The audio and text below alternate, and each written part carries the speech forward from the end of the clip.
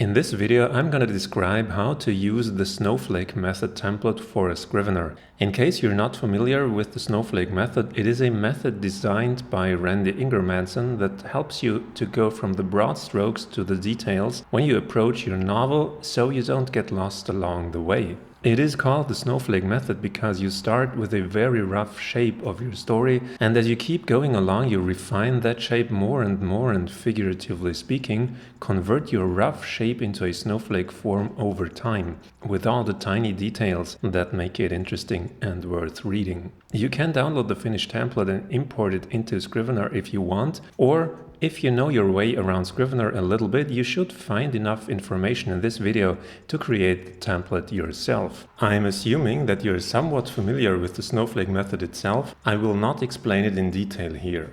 If you want to know more about the Snowflake method, go to the link down below in the description. Okay, let's get started. Once you've received the template, you need to unzip it and install it before you can use it. Unzipping is easy, just double click on it and on the Mac it will unzip by itself, and on the PC you will see the contents and you can click something along the lines of unpack all contents or something similar. Anyway, once you have the Scrivener template file itself, open up Scrivener and you will see the template chooser window. When you see this, at the bottom left click the options menu and choose import templates. Then select the template file you just unzipped. Scrivener now imports the template file, and from now on you can choose it under fiction. You see that it has a little snowflake icon here. Click create and give your project a new name if you want. When you open up the template, what you see is an information page that explains basically how you can use the Snowflake method template. It's what we cover in this video. I based the Snowflake template on the novel template, so it has everything the novel template has also. I just added a couple of things on top of it. Let's have a look. The binder structure in and of itself is the same as in the novel template. I just added a folder on the top of the draft that contains all the Snowflake method documents, or rather steps. There is one document for each step that is recommended. You can see from the icons of the documents that if you follow these steps closely, that your story goes from a very rough shape to a very defined and beautiful snowflake. If you click on one of the Snowflake step documents and you take a close look at the notes section in the inspector, you see that there is a little reminder of what each step is about. It's not a full-out explanation, and it won't serve you much if you have no idea what the Snowflake method is. But if you know roughly what's it about and maybe you've worked with it before, this should be enough to keep you on track. One word about the character step. If you go to the template folder, you see that there are now two character sketch documents. The Scrivener novel template only holds one. This is because I added this Snowflake character sketch document, and it holds exactly the point about the character step that are recommended going through all these Snowflake steps. But still, you have the standard character sketch also, so you can decide if you maybe want to work with that one also. And that's basically it. So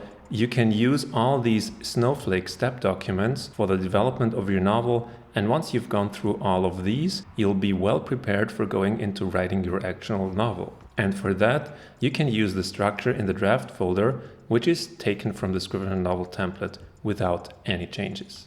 One more thing, what if you want to compile your Snowflake documents in order to export them? For example, if you want to send them to someone to get feedback and maybe that person doesn't own Scrivener. If you take a look at the compiler by going to File, Compile, you see that I added a modern Snowflake compile setting here. It's named that way because it's based on the modern compile setting. That comes as standard with the novel template, but I had to change it slightly so it would fit the requirements of just exporting those Snowflake steps. So what you do is you choose this modern Snowflake setting, and on the right side of the compiler window you select the Snowflake steps, which is a collection inside the document. I put all these documents in a collection because this makes compiling a lot easier. Now you just compile this, and what you end up with is a PDF that follows more or less the modern design from the novel template. Now in this example you can't see any text, so let me switch over to my Snowflake demo project